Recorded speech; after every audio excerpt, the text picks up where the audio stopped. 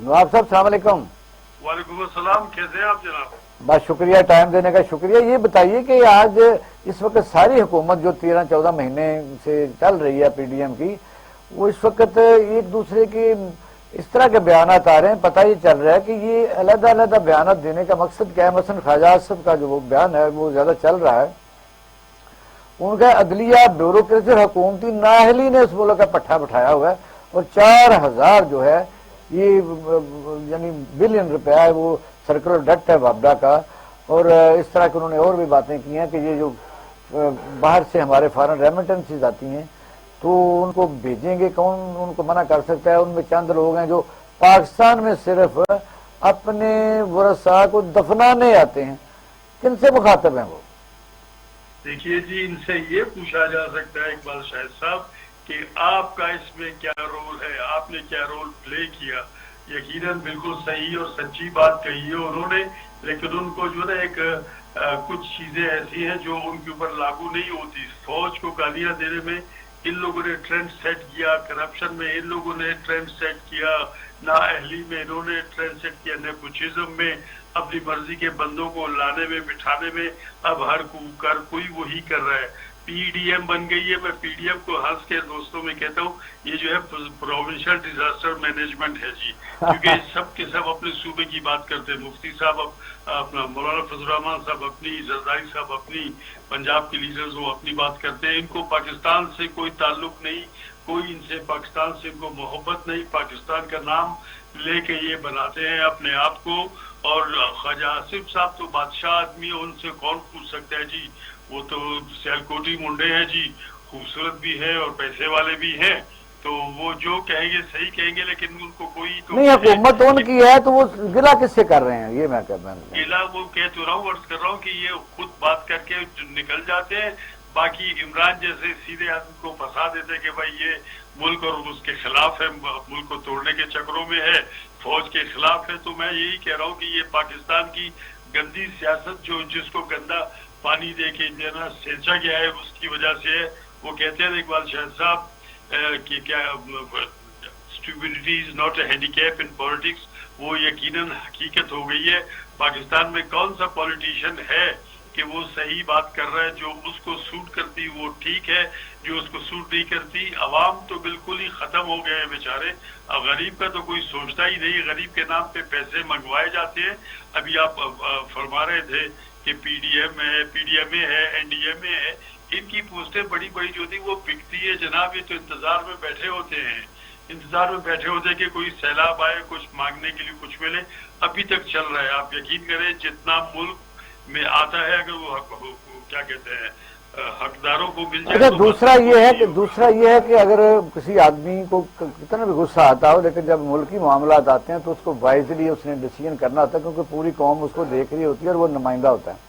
इस वक्त वज़ीर आज़म साहब का बड़ा शानदार बयान है कि हमने IMF के सारे मुतालबात मान लिए हैं और मुआहदा हो जाएगा, क्योंकि बजट IMF ने मुस्तरद कर दिया। लेकिन इसहाक डार साहब ने आज ये कहा है कि क्या IMF हमें पहले समझता है कि हम श्रीलंका बन जाएं फिर मुआहदा करेगा? यानी वजह यह कि उनको थ्रेट भी हम कर रहे हैं, वो हमें अपने मुल्क को आम लोग समझे हुए, इसका कॉन्सिक्वेंसेस क्या हो निकलेंगे फिर? वो एक बात और कर रहे हैं, एक बात और कर रहे हैं। देखिए, अर्ज करो आपसे, वो कार्टून सीरीज है बहुत जबरदस्त किस्म की, टॉम एंड जेरी, ये वही गेम खेल रहे हैं जी। ख्वाजा आसिफ कह रहा हूँ, क्या नाम है इनका, अपना सागडार डार साहब जो है, उनकी तो वो बात ही और है। वो जब लंदन में थे कहते थे कि IMF मेरी जबान समझता है, किसी और के नहीं समझता। अब पता चला कि इनकी जबान भी जो है इनको अब ये भूल चुके हैं अपनी जबान बोलना। ये सब किस बयान है, इनको बयान करने की जरूरत नहीं है। अपना इकबाल शाहिद साहब, इनको मुल्क से कोई भी लगाव नहीं है, इनको अपनी जात से लगाव है। इनकी इकोनॉमी फर्स्ट क्लास चल रही है। पाकिस्तान की जो गरीबों के लिए इकोनॉमी है उसमें बिल्कुल। अच्छा नवाब साहब, दूसरा एक और बड़ा अहम सवाल है, वो आपसे करना, क्योंकि आप बलोचिस्तान के माशाल्लाह एक अहम और वजीर आला रहे हैं, आपके वालिद साहब वजीर आला रहे हैं। ये बताइए कि इस वक्त मुल्की आइन किधर है, क्योंकि जो 90 दिन वाला है या कोई अगर अक्टूबर में इलेक्शन होने हैं नहीं होने, ग्राउंड तो है कि होने हैं, कोई बंदा भी तसल्ली से नहीं कह सकता कि होने हैं कि नहीं होने। लेकिन एक बात अहम, वो जो मैं आपसे सवाल का जवाब देना चाहता हूँ, पाकिस्तान के लीडरान कह रहे हैं कि हम सोचेंगे, 6 महीने आगे भी जा सकते हैं, لیکن آصف رضائی صاحب کہتے ہیں کہ جب میں کہوں گا، اتنے اعتماد میں وہ کیوں کہہ رہے ہیں کہ آئین بھی کہیں چھپا ہوا ہے، عدالتیں بھی چھپی ہوئی ہیں، کہا کدھر ہے سب کچھ؟ عرض کروں آپ سے ایک بات، شاہد صاحب کوئی ناراض ہو بھی اس کی مرضی ہے، لیکن یہ عرض کروں آپ سے کہ اداروں کو یہ لوگ کچھ نہیں سمجھتے. ان لوگوں نے اداروں کے خاص خاص جگہوں پہ وہ جو ہوتے ہیں نا، وہ جو اسٹریٹجک ایریاز ہوتے ہیں ان پہ قبضہ کیا ہوا ہے. اب جب اسٹریٹجیکلی آپ علاقے پہ قبضہ کیا ہے تو آپ کو کسی کا خوف نہیں ہوتا. ورنہ ایک پولیٹیکل لیڈر کیسے کر سکتا ہے کہ جب میں چاہوں گا الیکشنز ہوں گے.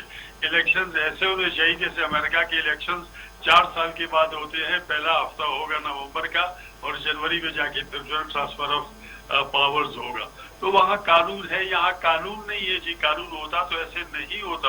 اب خود تو لڑتے ہیں، دوسرے کے ساتھ لڑا بھی دیتے لوگوں کو. تو اب کہنے کا مطلب یہ ہے کہ پالیٹکس ختم ہے، آئین کے اوپر کسی کو. نواز صاحب، کراچی کے جو الیکشن ہوئے اس وقت میئر کے، سندھ سارا خیر وہ ان اپوز ہی ہوگی. پیپل پارٹی ظاہر ہے وہاں اس نے بڑے کام کیے ہیں، بڑی 2-3 سالہ کنٹینیو چل رہا ہے. تو کراچی میں تھوڑا سا یہ وہ کہہ رہے ہیں کہ بڑی دھاندلی ہوئی ہے، کیا یہ خبر صحیح ہے؟ اس کو ثابت نہیں کیا جا سکتا، ورنہ زیادتی بالکل ہوئی ہے. صاف سی بات ہے کہ وہ جو ہے اپنا جماعت اسلامی اور کیا پی ٹی آئی کے جو لوگ تھے وہ اکثریت میں ہیں جی. اور یہ جو آئے ہیں وہ زبردستی اس کو لایا گیا ہے. پھر میرے خیال میں مجھے یہ سمجھ میں بھی آتا ہے کہ وہ جو میئر صاحب الیکٹ ہوئے وہ تو خود ممبر بھی نہیں ہے، وہ اس کو الیکٹڈ جو ہے کاؤنسلرز ہیں انہوں نے اس کو میئر بنا دیا ہے. یہ بھی شاید قانون میں کوئی نہ کہیں حکم ہے جس کی وجہ سے ایسے کام ہو رہا ہے جی. بالکل یہاں تو صاف صاف جھرلو پھیر دیا ہے لوگوں نے جی. بہت شکریہ، بہت شکریہ نواز صاحب، تھینک یو ویری مچ، آپ نے ہمیں ٹائم دیا. تو ادھر اسد محمود صاحب کو ملا دیں جی. ڈاکٹر صاحب، سوال تو ظاہر یہ آپ کے سامنے ہے کہ جب ہم یہ کہتے ہیں کہ جی عوام جو ہے اس وقت 2-3 اور چیزیں ہیں. آپ چونکہ چیمبر سے منسلک ہیں، کوئی پاکستان میں انڈسٹری اگر لگے گی تو بے روزگاری میں کمی آ سکتی ہے، حکومت نوکریاں نہیں دے سکتی. کیا سمجھتے ہیں کہ اس جو بجٹ آیا اس کے تحت کوئی ایسی اٹریکشن کسی فیلڈ میں ہے کہ کوئی نئی انڈسٹری لگ سکے؟ نہیں سر، نئی انڈسٹری کیا لگنی، پچھلی جو لگی ہوئی تھی وہ اتنی چل پا رہی، صنعتیں بند ہو رہی ہیں. 40% تو خود حکومت نے اس کو مان لیا ہے کہ صنعتیں بند ہوئی ہیں. اب دیکھیں 3 چیزیں ہوتی ہیں کسی ملک میں انڈسٹری چلانے کے لیے. نمبر 1 بھی ہوتی توانائی، نہیں ہے ہمارے پاس، نہیں ہے. ہم نے خود اپنی اسمبلیوں میں جا کر کالا باغ ڈیم پر پابندی لگوائی ہے، اس کے خلاف قراردادیں پاس کی ہیں. اس کے بعد دوسری چیز ہوتی ہے ٹیکنالوجی. ٹیکنالوجی سے ہم یوں بھاگتے ہیں جیسے پتہ نہیں ہماری ٹیکنالوجی سے ایک ساتھ کوئی دشمنی ہے. حالانکہ دنیا جو ہے وہ ٹیکنالوجی کی طرف بڑھ رہی ہے، ہم عدم ٹیکنالوجی کی طرف بڑھ رہے ہیں. ہم تو دیسی طریقوں 200 سال پرانا زندگی پاکستانی جو ہے نا وہ کسان اور جو کاریگر ہے وہ 200 سال. ڈاکٹر صاحب اسد صاحب سے دوبارہ رابطہ ہو گیا کیونکہ ان کی بات ادھوری رہ گئی تھی. اسد صاحب ذرا ڈسکنیکشن ہو گئی تھی، سوری. اب صورتحال آپ سے یہ پوچھنی ہے کہ زلزلے اس قسم کی چیزیں تو ساری دنیا میں آتی ہیں. یہ اب پاکستان میں این ڈی ایم اے اور پی ڈی ایم اے بنتے ہیں، ان کی کیپیسٹی نہیں یا میلا فٹی ٹینشن ہے کہ جب بھی کوئی آتی ہے چیز فوراً فوج کو ہم کال کرتے ہیں، ان کی اپنی بڑی ذمہ داریاں ہیں اور رینجر کو انوالو کرتے ہیں.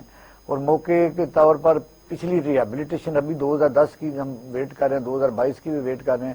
سندھ سارا آپ نے دیکھا کہ ایک حصہ اس کا پانی میں ڈوب گیا تھا، بلوچستان بھی. تو یہ ادارے اپنے طور پر کام کیوں نہیں کرتے؟ دیکھیں اٹس ویری انفارچونیٹ، نہ ادارے ڈیولپ ہوئے، نہ انہوں نے ڈیولپ ہونے کی کوشش کی. جن کی ذمہ داریاں ہیں وہ اپنی ذمہ داریاں ایک لحاظ سے پوری نہیں کرتے. پروفیشنل ڈیزاسٹر مینجمنٹ بن گیا، نیشنل ڈیزاسٹر مینجمنٹ بن گیا. تو بھئی اگر یہ ادارے بن گئے تو جو چوری کھانے والے مجنو ہیں وہ ان کا کیا کام ہے؟ Talking of the DCs and ACs یا اوور آل جو دوسرے ڈفرنٹ ڈپارٹمنٹ ہیں. اس کا مطلب یہ ہو گیا کہ انہوں نے سارے کا سارا چھوڑ دیا ان کے اوپر. اور دیکھیں ابھی وہ جو کراچی کے اندر جو طوفان کے آنے کا تھا، آپ ٹی وی پہ ایسا لگتا ہے کہ پتہ نہیں ہم اسلام آباد بیٹھے تو ہو سکتا ہے سمندر یہاں پر آ جائے گا. یہ سارے لوگ مل جل کے بیوقوف بنا رہے ہیں اس پورے ملک کو. کسی کے اندر کوئی کیپیسٹی نہیں ہے، کسی ادارے کے اندر ایکچولی کوئی کیپیسٹی ہے کوئی نہیں ہے. اور یو نیور نو. دیکھیں نا جس ملک کے فارن ریزرو $4 بلین سے کم کے ہوں گے، جس ملک کا وزیر اعظم جو ہے 2 دن کے لیے آذربائیجان جا رہا ہے. آذربائیجان بھی اتنا ہی بھوکا ہے جتنا ہم لوگ بھوکے ہیں. تو دونوں بھوکے مل کے ایک دوسرے کے لیے کریں گے کیا؟ اس سے پہلے آذربائیجان کا وزیر خارجہ یہاں آیا ہوا تھا تو جی آپ کا وزیر خارجہ اس کے ساتھ مل کے پریس کانفرنس کر رہا تھا. ہماری کوئی سمت نہیں ہے، بے سمت ملک چل رہا ہے ایک لحاظ سے.